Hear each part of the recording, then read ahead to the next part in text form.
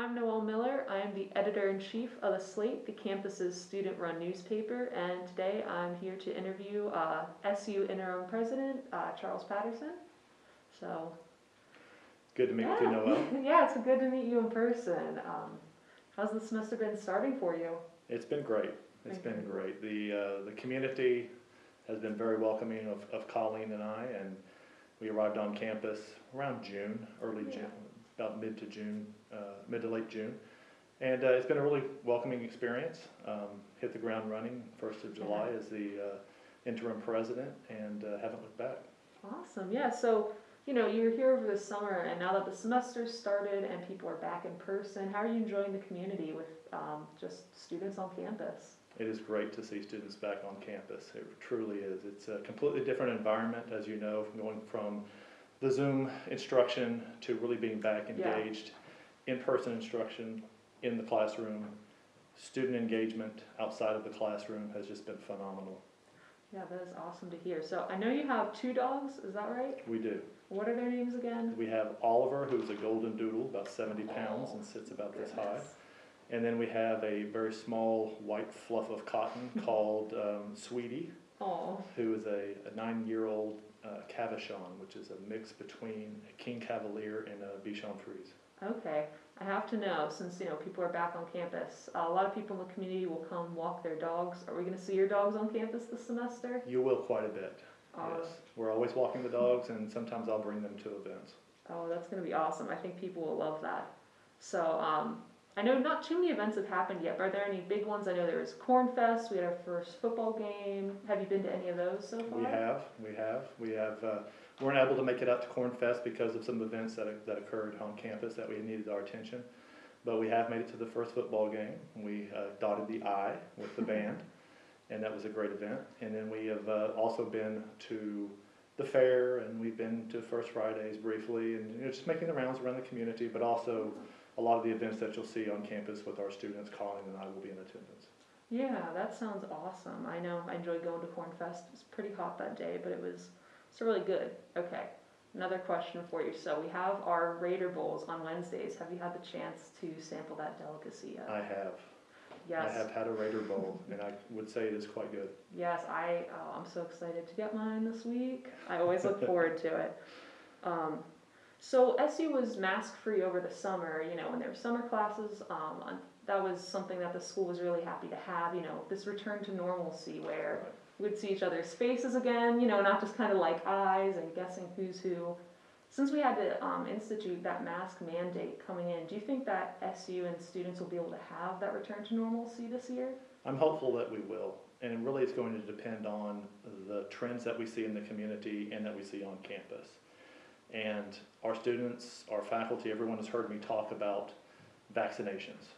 And vaccinations, as we know now, really don't prevent somebody necessarily from contracting COVID-19, but it definitely does lessen the impact that COVID-19 has on those who are vaccinated. Mm-hmm. And also, if we can get a large enough pool of individuals, the ability to make sure that we're not carrying that to individuals who are not vaccinated. So we strongly encourage vaccination because the symptoms that we're seeing just aren't those life-threatening symptoms that we see in unvaccinated individuals. So those trends of vaccination compared with the trends that we might see in our community could allow us to unmask in some settings. We'd have to look at the classroom setting to say, is there greater risk in being in a classroom for an hour or so unmasked? Can we mitigate that risk in some way? We'll have to address that as we proceed, but normalcy is about as normal as we can get right now. I don't view masking as being normal necessarily, but that means that we can come together in instruction in the classroom and still engage with students outside of the classroom by being masked. Then I think that's about as close to normal as we can get right now. Okay. So I know that I believe it was the FDA just approved the Pfizer vaccine. I think that's been a big step for some people, with those lingering hesitations. But to anyone in the community that still isn't vaccinated, what do you have in words of encouragement? Trust the science. I mean, you see so many people walking around today that have been vaccinated without adverse effects of the vaccine. I'm one of them, my wife is another, my son is another, people in this room perhaps, we see that it is a benefit. So trust the science. And I can say that as a scientist, having studied this area. It's really, you've got to put your faith in those that are developing the vaccines. There is a rigorous process, and understand this is an emergency use, previously, and now it's been endorsed by the FDA. But clearly there's differences in those that are vaccinated and unvaccinated, and you'll be protected much more fully if you're vaccinated. Yeah, kind of bouncing back to, as a scientist, you have your degree, I think it's in biochemistry? Biomedical science. Okay, there you go, yeah. So if you start out with that, for your undergrad and your graduate degree, how'd you end up in higher education? Well, it's a call to service, really, in short. I found that I value seeing individuals be successful, faculty and students, more so than I value myself being successful in that pursuit. And so I found early on in my career I could have a larger impact in my life and through the lives of others and their successes by being in administration. And so pretty early on I pursued a track in university administration, and it just led to being a president. Yeah, so I know you're president at Mansfield, I think another universities you've worked at in administration and even in the education department. Could you lay out what that timeline was, Sure. where you started admin to where you are now? Sure, I went into university administration at Baylor University, where I spent almost 5 years right out of my PhD in intellectual property and grants and contracts, helping faculty to be successful in garnering external funding to support their research and their scholarly pursuits. And then I was recruited to the University System of Georgia, specifically Georgia Southern University, where I spent about 10 years within the university system as a vice president, as a dean, as a chairman of the research foundation, and then was asked by our chancellor at that time to become the interim president at a small rural-serving university in southwest Georgia, where I spent about 2.5 years as the interim president there, before being recruited to the Department of Education in Washington, D.C., where I spent 2 years under that administration, and decided to get back into higher education administration. That's really my passion, my calling. I love to be involved with students and faculty in the campus environment that you just don't get within the Department of Education, because for all that they do, they are oversight and they are governance of the higher education across the United States. And so that was my passion, and so I was recruited to come to Pasching and to Mansfield. Yeah, so tell me just a little bit about your work in the Department of Education. What did that look like? So I was the senior advisor for executive outreach, and that was a new role within the Department of Federal Student Aid. And so the Office of Federal Student Aid that oversees all the funding for Pell and other grant programs for students.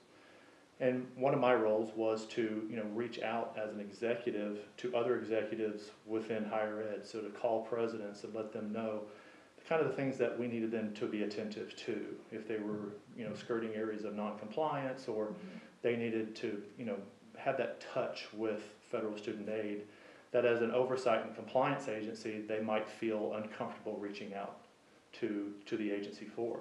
And so I was that kind of liaison to executives of universities and colleges throughout the United States. Okay, wow. How do you feel that work has helped prepare you for future roles, or how do you think your work in the Department of Education will help you here at Shippensburg? Well, as coming out of university administration, serving in that role within Washington, I knew the role of the president. I'd served the role of the president, and I knew how they function, what they have line of sight to within their operations, and sometimes what they don't have line of sight to. Some of the things that might be gaps in their knowledge base, or things they might not be seeing as executives in higher education. And so I was able to kind of work with them to identify some of those gaps in areas that the department might see for them to be attentive to in areas of compliance. And so that experience was good, but then I brought from that experience all of kind of how the sausage is made, right, within the Department of Education and the Office of Federal Student Aid. And to bring that back and again into the role of higher education is meaningful for me, for my development. But it's also become meaningful too as we look at, what was my role within the Northeast and integration and working with the department and working with the people that I know up there to get them to understand what is integration, what does that mean for these three institutions, and the models that the Department of Education uses versus what the models that we here in the state or the Commonwealth might use as integration, making sure that those align so that we are developing these models in tandem so that an approval, should an approval go through for integration, is easy and more straightforward. It doesn't hit those barriers. Okay. I know that last year, SHIP kind of got the all clear that, we weren't going to be one of the universities to be integrated just because of different issues, just different places that they were at in the system. Do you think that SHIP is still in that place where we're going to stay independent throughout the school year? I think we are. We have, challenges within higher education in the Commonwealth. We are an enrollment-driven institution, like most institutions in Pennsylvania. And we've seen some enrollment declines, as have other institutions, but we're all in that same boat, really. And we have to do a good job of being Shippensburg. We have to be a good job of demonstrating the value proposition of Shippensburg University, what it means to be a Raider. For those students that are looking at Shippensburg, they need to understand that they are going to get one of the best educations by some of the best faculty and some of the best programs that we have in the region and in the state. And so we need to do a really good job of promoting that, recruiting students based on that value proposition.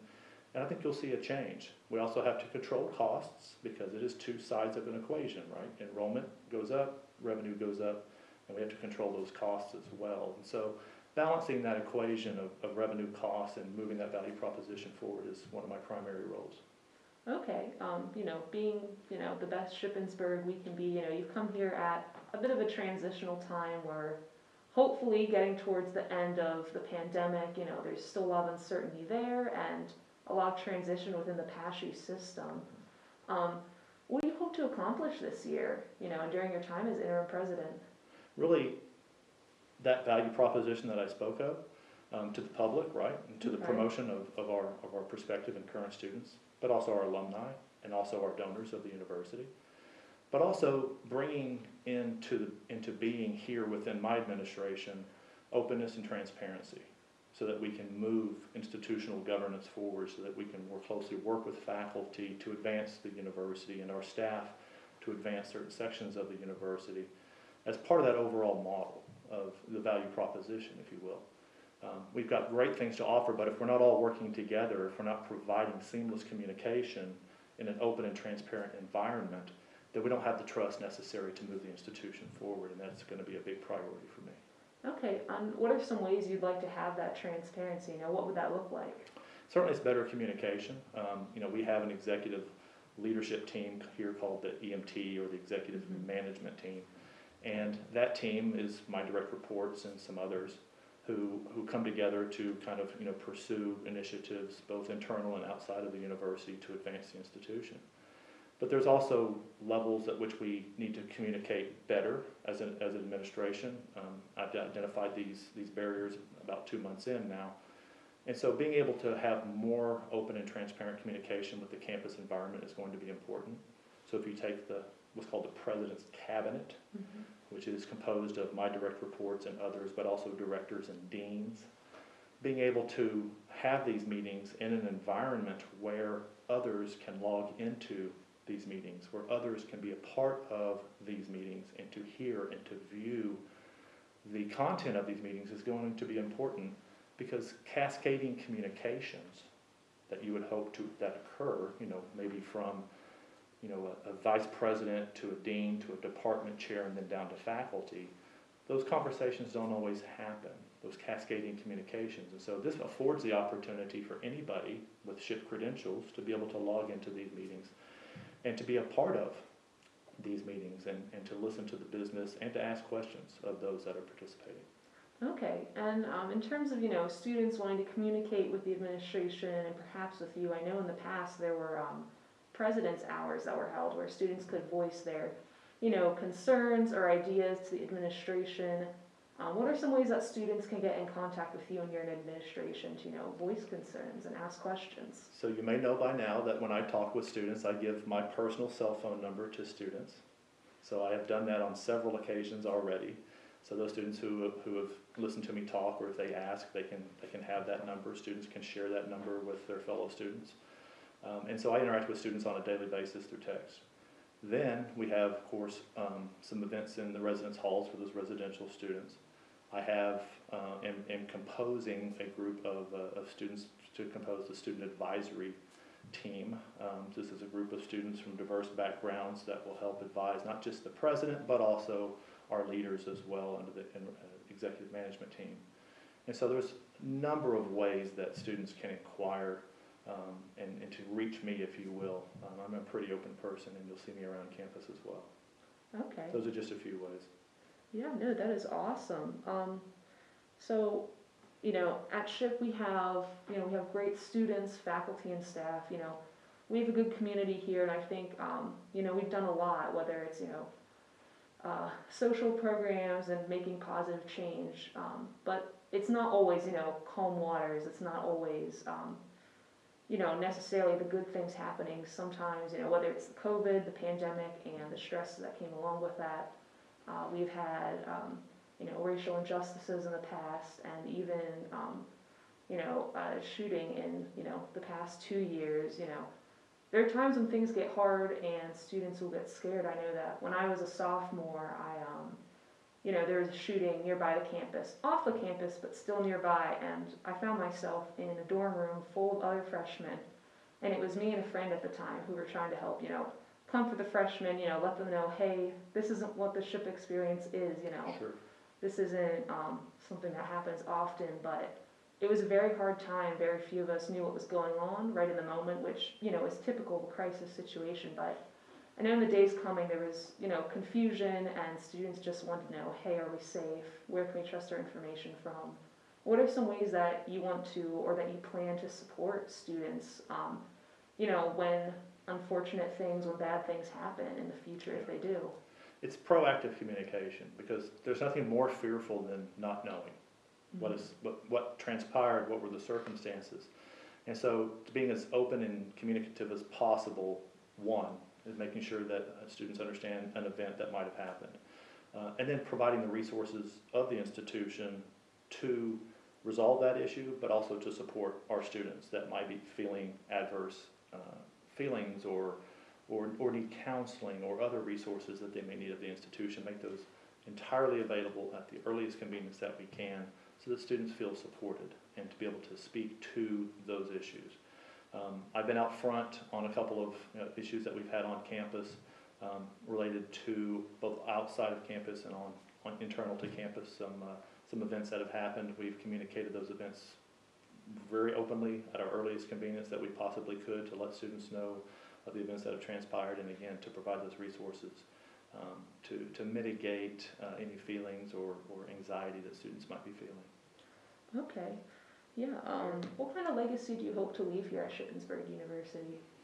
I think I'd be happy if we have left it better than we found it, honestly. I think this is a great institution. The bar is high. It really is. But we have some challenges that are unique to higher education. Again, not just Shippensburg, but the other institutions as well within PASSHE and across the Commonwealth. And so what I would aim to do is to create a culture that is a stable culture, that one where people feel that they are part of the conversation, they are part of moving the university forward, they feel included in doing that, they feel like their voice matters. And it's true, everyone's voice matters.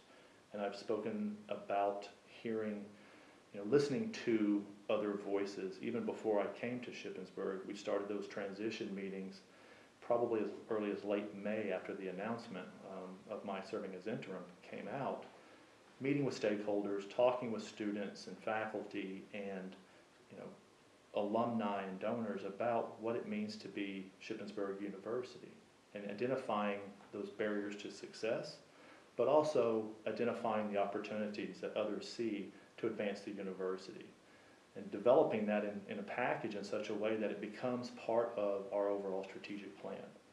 And that is an important component of any institution because that plan will determine where we put our resources. That plan will determine how we move the institution forward in a very methodical way. Okay, yeah. I know that with some of your work at other schools, you were able to, increase enrollment and retention. Do you think that's something that you'll be able to do here at Shippensburg? I believe it is. And it won't be done just by me. It'll be done by the entire community of Shippensburg because one president can't simply come in and say, well, I'm going to increase enrollment, and suddenly we've got more applications, we have more accepts, and we've got more students enrolling at Shippensburg.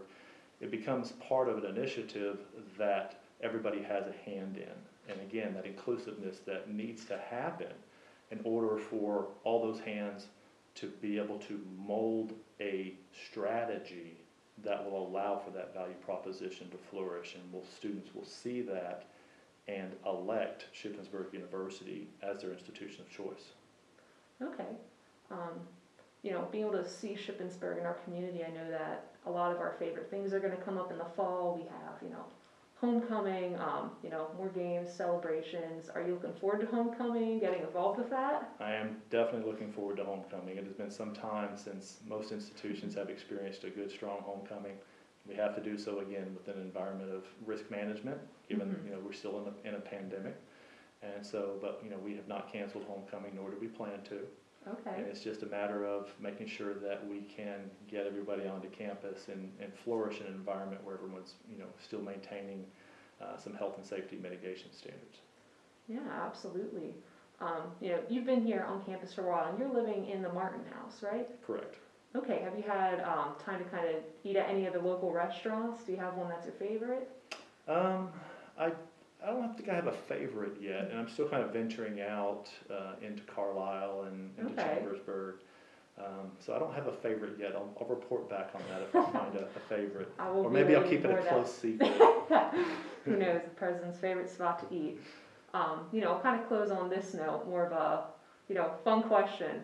Do you prefer Sheetz or Wawa? That is so hotly contested among students here. I have to say that since arriving in Pennsylvania, so this would be now almost a little over 3 years, I have frequented Sheetz. I don't think I have frequented a Wawa. Okay. Not because of choice, just because my travels have not brought me to a Wawa yet. Okay, yeah, I've been there a couple times. I have to say the iced tea is excellent, but yeah, you'll have to see someday then. So by default, I said right now I'm a Sheetz person. Okay. I will go on record as saying that. Alrighty, well, thank you so much for meeting with us. It was great getting to know you today. Thank you, Noel.